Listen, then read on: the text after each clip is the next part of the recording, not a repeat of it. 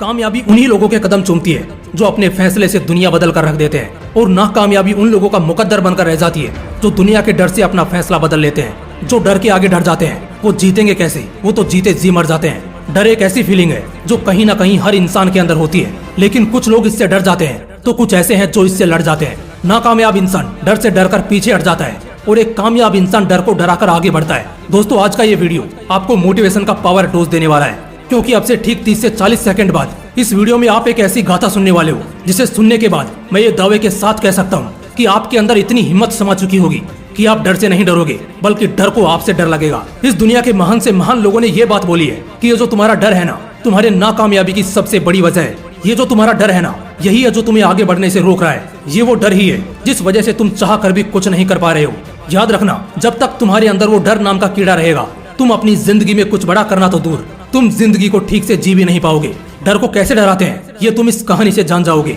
साल 1988, जब एक 16 साल का लड़का पूरा तैयार होकर मैदान में उतरने को था एक बहुत बड़े मैच के लिए। वो मैच था इंडिया वर्सेज पाकिस्तान के बीच। भारत की स्थिति बेहद खराब थी और दूसरी तरफ पाकिस्तान एकदम जोश में भारत की स्थिति को और खराब करने की कोशिश कर रहा था। तभी इंडिया का एक और बैट्समैन अपना विकेट खो देता है और अब बारी थी एक 16 साल के लड़के की, जिसे अब टीम का भार संभालना था। वो धीरे धीरे मैदान में बढ़ रहा था, लेकिन जैसे जैसे उसके कदम आगे बढ़ रहे थे, मैदान में दर्शकों की चिल्लाहटों से उसकी धड़कनें भी तेज हो रही थी। उस मैच को देखने और सुनने वालों की संख्या लाखों करोड़ों में थी। सब यही कह रहे थे कि ये 16 साल का लड़का, जिसे अभी गलियों में बच्चों के साथ खेलना चाहिए, वो सीधा इंटरनेशनल लेवल पर खेलने आ गया। बड़ी नाइंसाफी हुई है बेचारे के साथ। सामने थे पाकिस्तान के खतरनाक बॉलर्स शोएब अख्तर, वसीम अकरम और वकार यूनिस, जिसकी अगर एक गेंद सही से जिस्म को लग जाए तो बंदा परलोक सिधार जाएगा। उस जमाने का बड़े से बड़ा बल्लेबाज भी इन खतरनाक गेंदबाजों का सामना करने से कांपता था। ऐसे में महज वो 16 साल का लड़का क्या ही कर लेता। डर तो उसको भी लग रहा था, धड़कनें उसकी भी तेज हो रही थी, मन में डरावने ख्याल उसके भी आ रहे थे।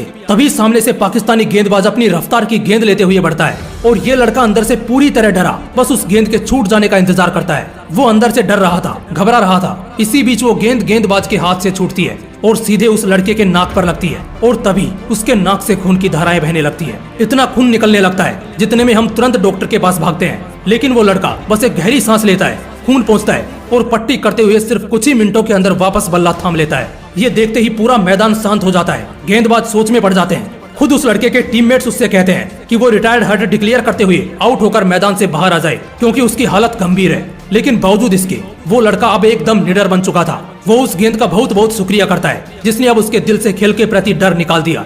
वो तुरंत स्ट्राइकर एंड पे जाता है और गेंदबाज को चैलेंज करता है। अगली गेंद बाउंसर आती है और वो उस पर एक तगड़ा छक्का लगा देता है, जिससे पाकिस्तानी गेंदबाज एकदम थर्रा उठते हैं। इसके बाद न सिर्फ उस मैच के दौरान वो लड़का अपनी दहशत बरकरार रखता है, बल्कि अगले 24 साल तक उसके नाम की बॉलर्स में इतनी दहशत थी कि बड़े से बड़ा गेंदबाज भी उसको बॉलिंग करने से पहले भगवान से प्रार्थना करता था। जी हाँ, मैं बात कर रहा हूँ क्रिकेट के भगवान कहे जाने वाले सचिन तेंदुलकर की। आज भी सचिन अपने इंटरव्यू के दौरान यही बताते हैं कि वो पहली गेंद अगर मुझे हर्ट ना करती तो मैं उस चोट लगने के डर से दोबारा कभी मैदान में उतरता ही नहीं।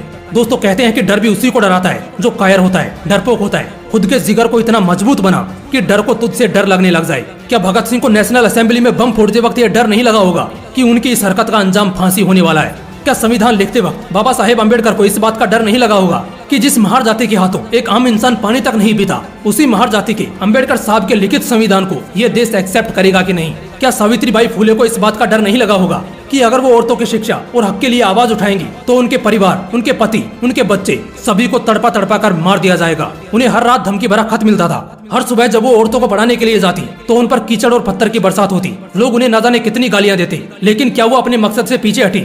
नहीं ना। जिन जिन लेजेंडरी का मैंने अभी तक नाम लिया है, क्या उनमें से अभी तक कोई भी अपने इरादों से डगमगाया? नहीं ना।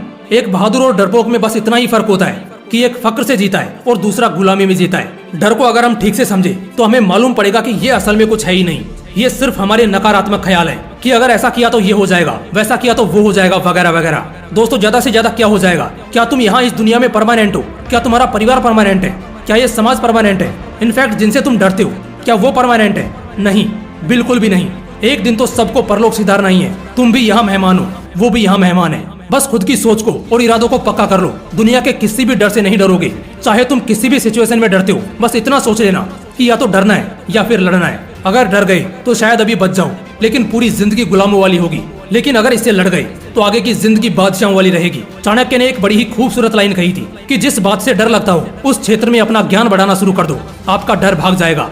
दोस्तों, लड़खड़ाना, चलना, गिरना, संभलना, उठना और फिर डबल तैयारी के साथ जीतना, यही तो जिंदगी का सार है। लेकिन इस बीच डरना नहीं है, क्योंकि जो डर गया समझो वो अंदर ही अंदर मर गया। इसलिए डर को डरा दो, अपनी हिम्मत से हरा दो और ऐसे ही पावरफुल मोटिवेशनल वीडियोस के लिए सब्सक्राइब का बटन दबा दो। जय हिंद, वंदे मातरम।